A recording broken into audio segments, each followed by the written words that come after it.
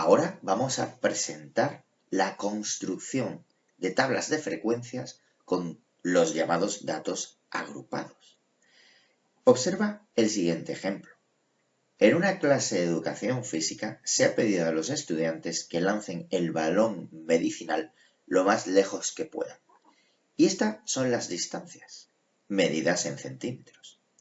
Fíjate que ahora vamos a confeccionar una tabla de datos agrupados en intervalos. Este tipo de tablas, llamados de datos agrupados, siempre se trabajarán con las variables cuantitativas de tipo continua. Fíjate que en este ejemplo lo es, porque entre dos de los posibles resultados siempre podíamos encontrar cualquier otro. En resumen, este tipo de tablas se presentan para todas las variables cuantitativas continuas o algunas discretas, pero que tomen un gran número de valores distintos. Entonces los vamos a agrupar en intervalos. Todos estos valores tendrán que entrar dentro de cada uno de estos llamados intervalos o grupos de números. Lo primero que te das cuenta es que al elaborar una tabla con intervalos o con datos agrupados, vamos a perder algo de información porque la idea es que en vez de estudiar estos 16 valores, vamos a estudiar realmente 4 grandes grupos. El primer grupo será el conjunto de valores que se encuentren entre 340 y 380. El siguiente grupo o intervalo será el conjunto de valores que se encuentren entre los valores 380 y 420. El siguiente grupo o intervalo de valores será el que se encuentre entre 420 y 460. Y el último grupo o intervalo será el de todos los valores que se encuentren entre 460 y 500. Lo primero que te preguntarás es, ¿cómo puedo encontrar estos grupos o intervalos? ¿Cuántos grupos o intervalos tengo que considerar en el ejemplo? ¿Cuál es la anchura de estos grupos?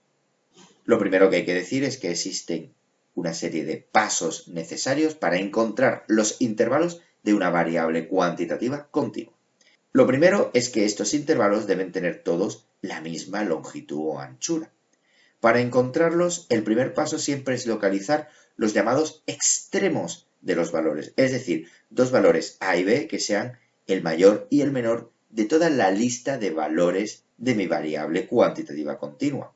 Observa que el valor menor es el 348. Observa que el valor mayor será el 497. Entonces calculamos su diferencia, que será exactamente de 149. El siguiente paso será encontrar el número de intervalos. Este debe estar siempre entre 4 y 15, es decir, no ser menor que 4 ni mayor que 15. Yo voy a considerar 4 intervalos.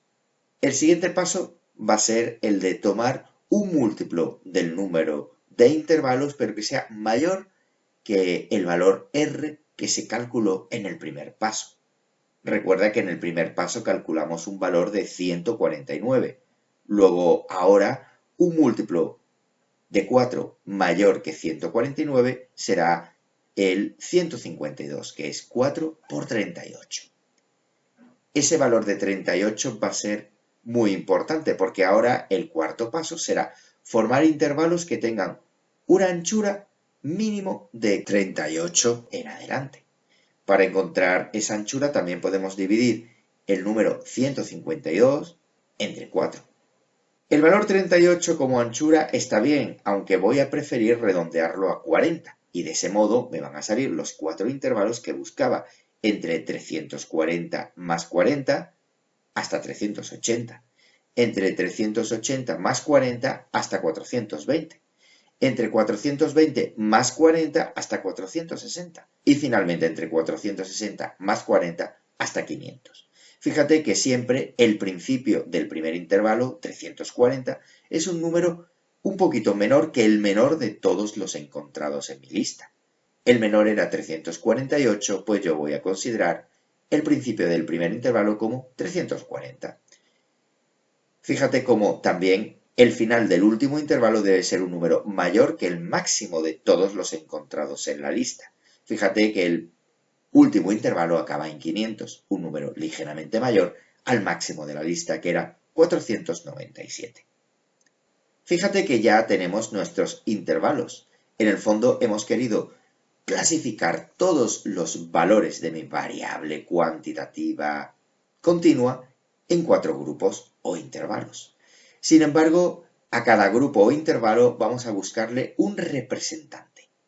Al igual que existe el delegado o la delegada de clase, que va a representar a todo el grupo, también existe la marca de clase, que va a ser un valor que va a representar a todo el intervalo. El representante del intervalo o la marca de clase siempre va a ser una estrategia muy conveniente, porque vamos entonces a resumir toda la información de un intervalo en un único punto o valor, conectando de este modo con las tablas ya estudiadas anteriormente. Pero antes debemos explicar exactamente cómo se calcula una marca de clase. Fíjate que el mejor representante de todo un intervalo va a ser su punto medio. Por ejemplo, para el primer intervalo, el que empezaba en 340 y acababa en 380, su punto medio será exactamente 360. Lo he calculado sumando los extremos, 340 más 380, y dividiéndolo entre 2.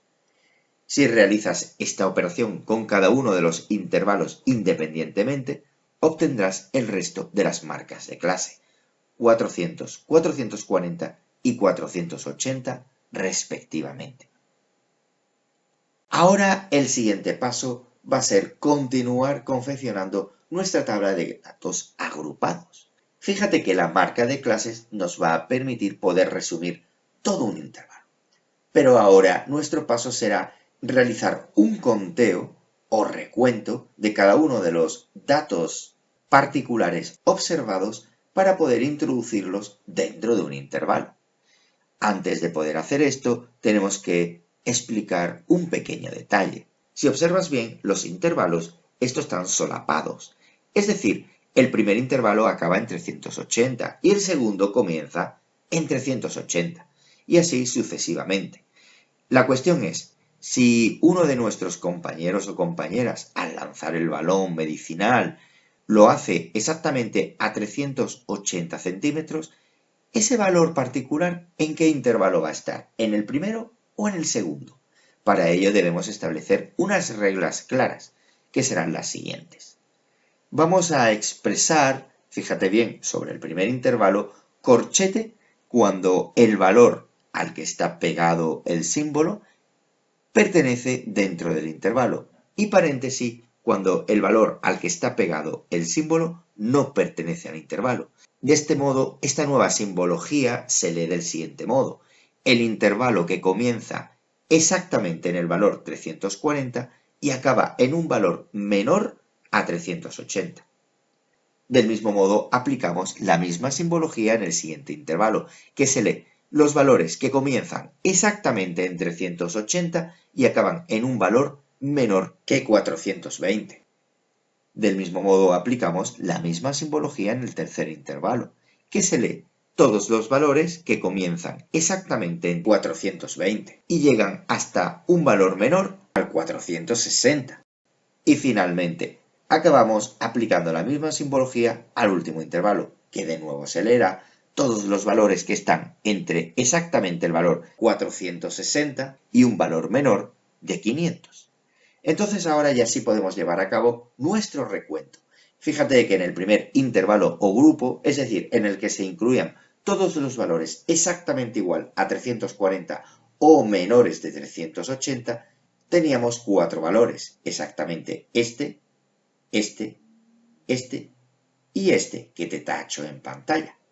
Tú puedes continuar haciendo un recuento del resto de valores para verificar que la tabla de frecuencias que te presento es correcta.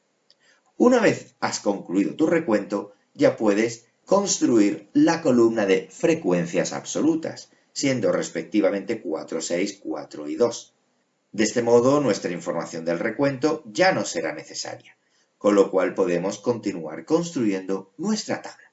recordando que el concepto de marca de clase va a sustituir al concepto de valor en el tipo de tablas de frecuencias estudiadas anteriormente, con lo cual la simbología que vamos a utilizar para la marca de clase será exactamente igual a la usada para los valores en las tablas de frecuencia de valores o datos aislados, X sub i. La simbología referida al concepto de frecuencia absoluta será F sub i, como hacíamos anteriormente. Y del mismo modo, la suma de todas las frecuencias absolutas tendrán que ser el número de observaciones o individuos observados. Es decir, que la suma o sumatorio de las frecuencias absolutas, en este caso será 16. Ahora podemos continuar confeccionando nuestra tabla de valores de datos agrupados en intervalos. Pero observa bien que esta tabla se ha transformado en una de las anteriores, en las que trabajamos los datos aislados, con lo cual, a partir de este punto ya sabes muy bien qué hacer. El siguiente paso será calcular una columna de frecuencias relativas, que no será más que dividir la frecuencia absoluta entre el valor n o suma de esta anterior, en mi ejemplo 16, y obteniendo a 3 decimales lo que aparece en pantalla. Recuerda que a esta columna o frecuencia relativa se le simbolizaba por h minúscula sub i, y que la suma de todas estas tenían que ser exactamente 1, o algo muy cercano como 0,999 o 1,01. Recuerda que a esta suma de 1 también se le simboliza como el sumatorio de h sub i.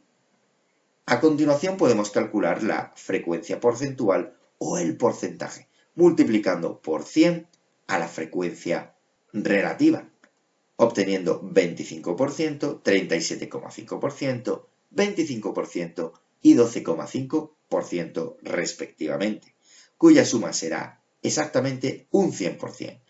Y como puedes observar, tanto el total de las frecuencias relativas como de los porcentajes es lo esperado, con lo cual mi tabla es correcta.